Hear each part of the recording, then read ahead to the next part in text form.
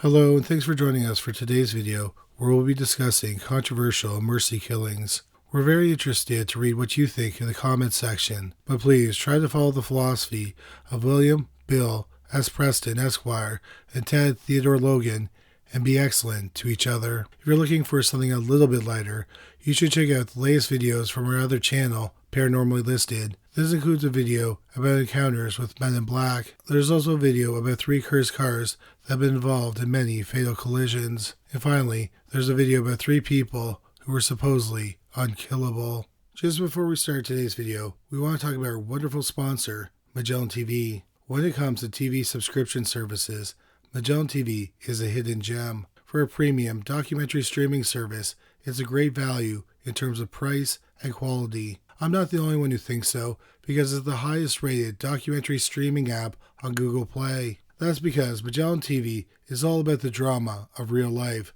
the enduring quest for justice, detectives and victims who will never rest until perpetrators are caught, the nature of the criminal mind, the lives of serial killers, and famous unsolved cases. Magellan TV is great for true crime fans because they have the largest and best collection of true crime shows anywhere. Plus, they're a sponsor of my favorite gathering for true crime fans, CrimeCon.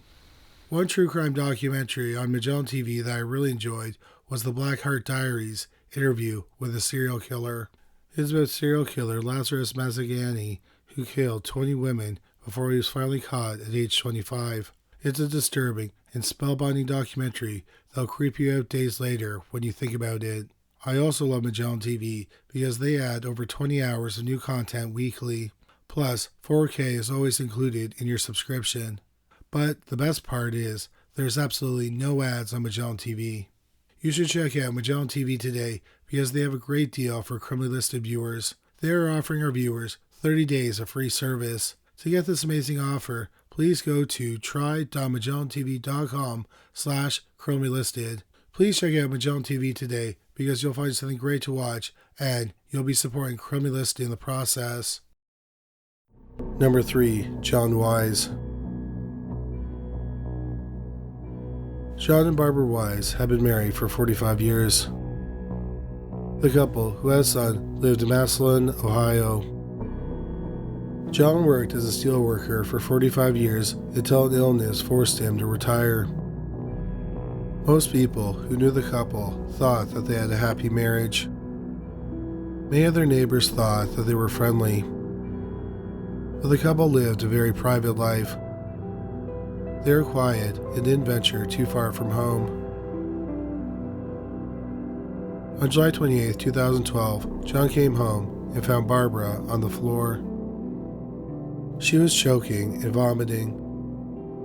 Barbara was rushed to Akron Medical Center in Akron, Ohio. She had suffered a triple cerebral aneurysm, which left her unable to speak. The doctors told John that Barbara's condition would be hour to hour. The 68-year-old man worried that her condition would worsen. He and his wife had previously agreed that they wouldn't keep each other alive if it meant being comatose. She opened her eyes and looked at me like she was in pain, and a tear rolled down her cheek, John said. I decided then what I was going to do. On August 4, 2012, John returned to the hospital. He calmly walked into the ICU. He kissed his wife of 45 years on the cheek. He then put a gun to her left temple and pulled the trigger. John tried to take his own life, but the gun jammed. Dr. Michael Becerra was making his rounds when he heard a weird, single popping sound. He rushed to the hospital room to see John sitting beside his wife, holding the gun. According to Becerra, John then spoke to me and said, "Please, tell me that she's dead." And I looked at her and spoke very quietly and said, "I'm sorry, she's not dead." I then turned to him and said, "I can take care of this. I can help. I want to help your wife, but I need you to give me the gun." He stood with John for a few minutes until security came and restrained him. The police arrived and they found a note written by John Wise. In the note, he wrote that he did this for good and honorable reasons. 65-year-old Barbara died the next day. John was charged and tried for aggravated murder with a firearm. If convicted, he was looking at life in prison. Since mercy killing is not a legal defense in Ohio, John entered an insanity plea. In a statement to the press, John's attorney, Paul Adamson, said, "Our burden there is to establish that he was suffering from some severe mental disease or defect at the time he committed the offense, and as a result, he'd understand the wrongfulness of what he did." Mark Jamison, a New York area psychologist, interviewed John a month before the trial. During the trial, the psychologist testified that John showed signs of depression, post-traumatic stress disorder, and a preoccupation with his own physical ailments. Jamison claimed that John wasn't fully aware of his unlawful actions. He said that John had injected himself with too much insulin, which may have caused him more confusion. The prosecution, on the other hand, argued that John had acted intentionally and that he should be held responsible for murdering his wife. Doctors said that Barbara was responding well to treatments. John Wise was ultimately found guilty of aggravated murder and felonious assault by a jury. At his sentencing hearing on December 13, 2013, the prosecutor asked for a reduced sentence that was more consistent with a manslaughter conviction, so he was sentenced to 6 years of prison. John and his legal team requested clemency from the state's governor. In an email to the governor, John's attorney, Paul Adamson, wrote, "John Wise is in poor health and is not likely to survive his prison sentence." The governor did not respond to the request. A Change.org petition was also set up to back his clemency. Almost 400 people signed it. Eventually, a hearing for clemency was set up. On July 14, 2014, about 6 months after he was sentenced, 68-year-old John Wise was rushed to the emergency room, where he passed away. The official cause of death was cardiac arrest. But John Wise's lawyer thought differently. He felt John died of a broken heart. John Wise died a month before his parole hearing regarding his clemency. Number 2. Gigi Jordan. Gigi Jordan worked in the lucrative pharmaceutical field. As a pharmaceutical entrepreneur and investor, the 49-year-old became wealthy. Her fortune was reportedly worth $40 to $50 million. In July 2001, Gigi had a son named Jude. Months later, in November 2001, Gigi and Jude's biological father, Emil Tekhoff, got divorced. For his first 2 years, Jude lived a typical life. His development showed no signs of problems. He could crawl and sing, but then he started regressing. He could barely crawl and was almost mute. Gigi and Tekhoff took their son to a renowned autism research center in Santa Barbara, California. Jude was diagnosed with autism. Refusing to believe the diagnosis, Gigi searched the country for treatments. She even left her job to look full-time for treatment for her non-verbal autistic son, but she found very little. Gigi also claimed that Jude developed immune system disorders and post-traumatic stress disorder. On the morning of February 5, 2010, Manhattan police received a call from Gigi's aunt in Belgium. She told the police she had received a rambling email from her niece. In the email, Gigi said she had planned to kill Jude and herself. Police forced their way into Gigi's room at the Peninsula Hotel in Manhattan. Pills and documents were scattered throughout the luxury hotel room. In the main bedroom, Jude was unresponsive. Beside him on the floor near the bed was his mother. She was alive, but her pulse was faint. Gigi had tried to die by suicide by ingesting pills and vodka. A handwritten letter was at the scene where Gigi admitted killing her son and attempting to take her own life. The police immediately took Gigi into custody. They took her to Bellevue Hospital for a psychiatric evaluation. Gigi Jordan was subsequently charged with murder. In her September 2014 trial, Gigi admitted to taking her son's life and attempting to end her own. Her defense team claims she acted in a state of extreme emotional disturbance. Gigi also claimed that Jude's death was a mercy killing. She was worried that her first ex-husband, Joseph Mirren, was trying to have her murdered. And with her gone, she was worried that Jude would wind up with her second ex-husband, his biological father, Emil Tekhoff. Gigi was deeply disturbed by the idea of Jude ending up with Tekhoff. She claimed that Tekhoff had sexually abused Jude. Both of her ex-husbands denied the accusations. The police found no evidence to back up any of Gigi's accusations, and neither were charged with any crimes. Gigi maintained that her son, who could only speak partial words, first told her about the abuse in 2007. Then, in 2008, Jude used a BlackBerry device to talk about the abuse he suffered. Yet, apparently knowing this information, Gigi never went to the police.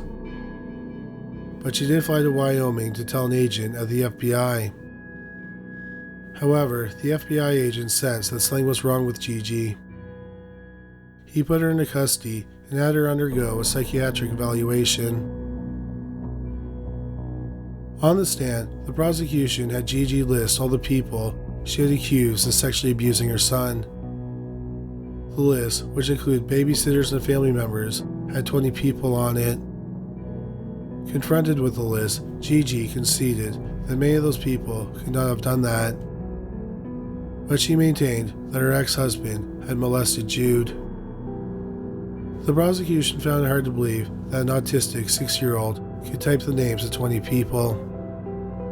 The prosecution alleged that Gigi killed Jude by plunging a syringe mixed with painkillers and anti-inflammatory down his throat because she didn't want to care for him anymore. One of Gigi's friends testified that Gigi would end it all if no treatments worked. It was also brought up in court that Gigi had transferred $8 million from a savings account to a checking account before they checked into a hotel. She had also transferred $125,000 from Jude's trust fund to one of her personal accounts as she was staying in the hotel room. Gigi claimed it was all for charity. On November 5, 2014, a New York jury found Gigi Jordan guilty of a lesser crime of first-degree manslaughter. The jury accepted that Jordan had acted out of desperation and fear for her son's life. Gigi showed little emotion as the verdict was read. She was sentenced to 18 years of prison.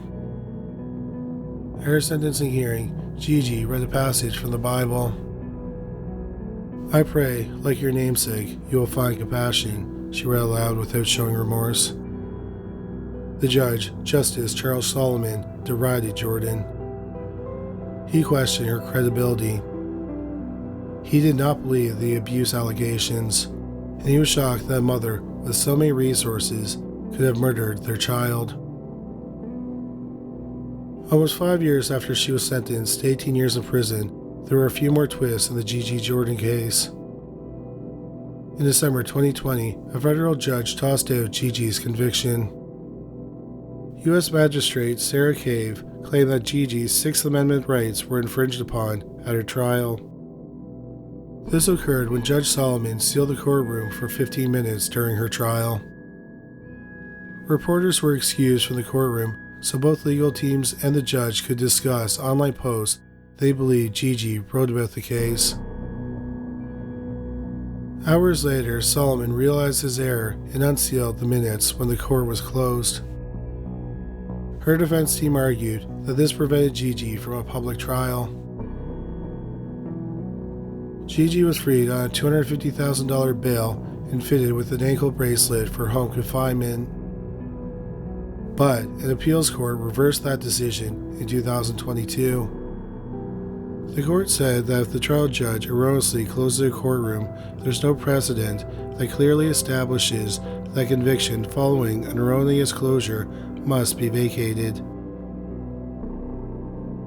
It is unclear what happened to Gigi Jordan after the reversal. Currently, there is no record of her in the New York inmate database.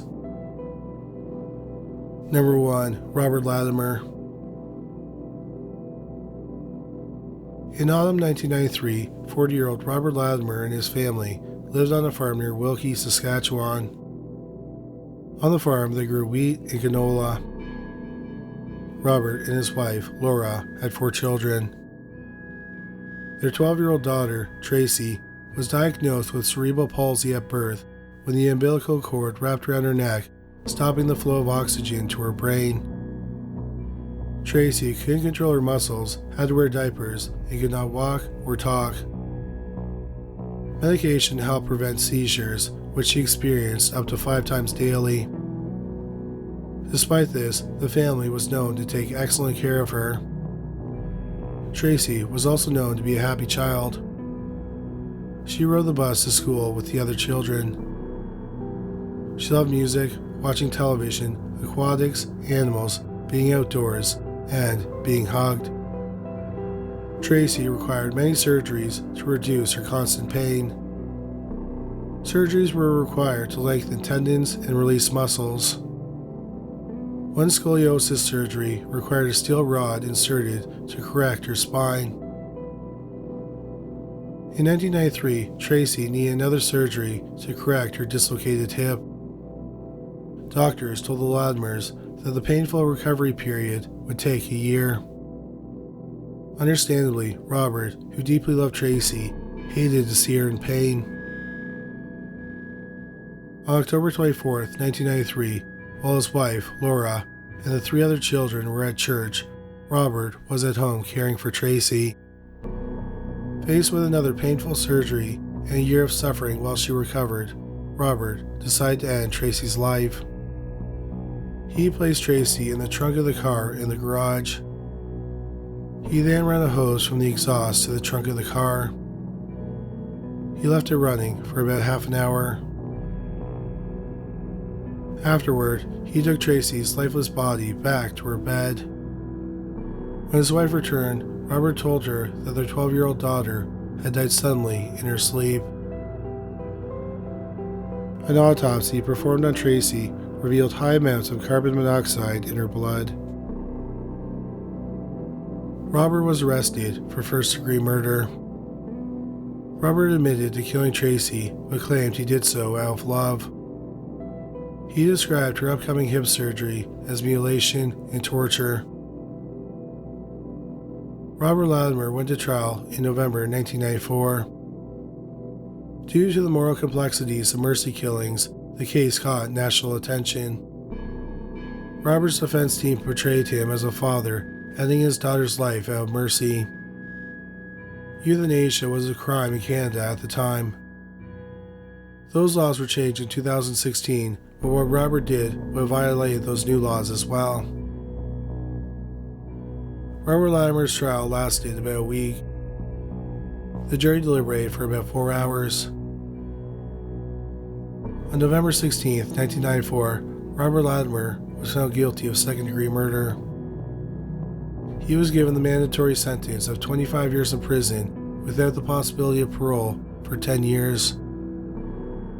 After he was sentenced, Robert was asked if he wanted to make a comment. He said, "I still feel what I did is right. I don't think you people are being human." Robert's legal team appealed the conviction in 1995. The Saskatchewan Court of Appeals decided 2-1 to uphold his conviction. But then it was revealed that the prosecution had interfered with the jury selection. The prosecution administered a questionnaire where some jury candidates were asked about issues such as religion, abortion, and mercy killing. The prosecution did not disclose these interactions to the courts. 5 candidates who were asked these questions served as jury members on Robert's case. The Supreme Court of Canada declared this nothing short of a flagrant abuse of process and interference with the administration of justice. Robert Latimer was ordered to go to trial again. His second trial began on October 22, 1997. This trial, Robert faced a more sympathetic judge and jury. However, compassionate killing was still against the law. The prosecution argued that Tracy, who was a cheerful child, had her rights violated by her father. Robert was ultimately found guilty of second-degree murder. The judge in the second case, Ted Noble, felt that Robert's first sentence was grossly disproportionate to the offense. He considered the sentence cruel and unusual punishment. The judge felt that Robert committed this crime on a compassionate basis. Robert was given a constitutional exemption from the minimum mandatory sentence and was sentenced to a year in prison, followed by a year of probation. Robert Latimer's shortened sentence wouldn't last long. In November 1998, the Saskatchewan Court of Appeals set aside the constitutional exception and reinstated the original life sentence. Again, Robert appealed to the Supreme Court. In a 2001 Supreme Court of Canada decision, Robert Latimer's original sentence was upheld.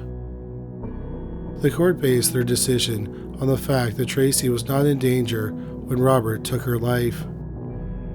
In their decision, it was stated, killing a person in order to relieve the suffering produced by a medically manageable physical or mental condition is not a proportionate response to the harm represented by the non-life-threatening suffering resulting from that condition.